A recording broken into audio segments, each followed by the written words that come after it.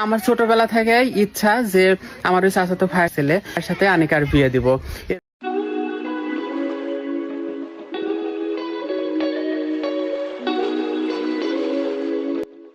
শান্ত তুলি নিজের মেয়ের বিয়েতে 40 লক্ষ টাকার স্বর্ণের গহনা দিয়েছেন।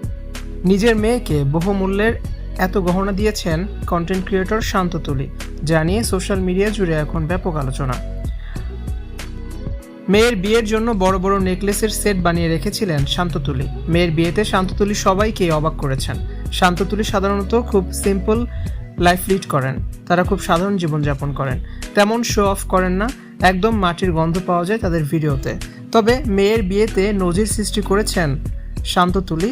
জীবনের সর্বস্ব সঞ্চয় দিয়ে মেয়ের জন্য 40 লক্ষ টাকা মূল্যের স্বর্ণের গহনা কিনেছেন, যা দেখে সবাই অবাক হয়ে গেছে। তবে মেয়ের বিয়ে নিয়ে সোশ্যাল মিডিয়াতে নানান রকমের সমালোচনা শোনা যাচ্ছে। মেয়ের বয়স কম, 14 বছর বয়স মাত্র, শেষ পর্যন্ত মেয়েকে বাল্যবিবাহ দিলেন শান্ত তুলি। আবার শোনা যাচ্ছে 1 বছর আগে আনিকা পালিয়ে এই ছেলেকে বিয়ে করেছেন। শপিং কমপ্লেক্সে প্রেমিকের হাত ধরে হাঁটার সময় ব্যাপক ভাইরাল হন।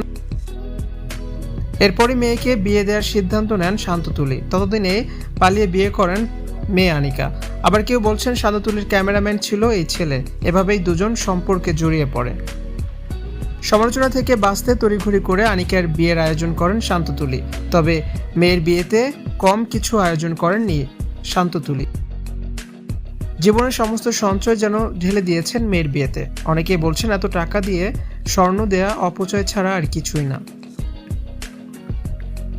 ভিউয়ার্স, শান্ত তুলি যে তার মেয়ের বিয়েতে 40 লক্ষ টাকা মূল্যের স্বর্ণ দিয়েছেন, এটা নিয়ে আপনাদের কি মন্তব্য অবশ্যই কমেন্টস করে জানাতে পারেন। আর ভিডিওটি শেয়ার করার অনুরোধ থাকলো। ভিডিওটি দেখার জন্য আবারও ধন্যবাদ।